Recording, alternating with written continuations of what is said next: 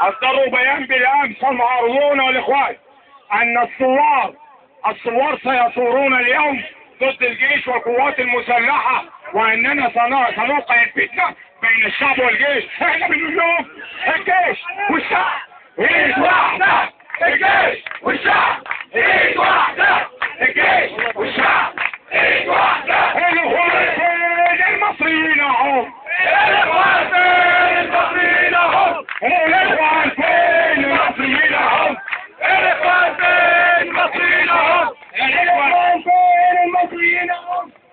والإخوة أولا زي ما بدأنا به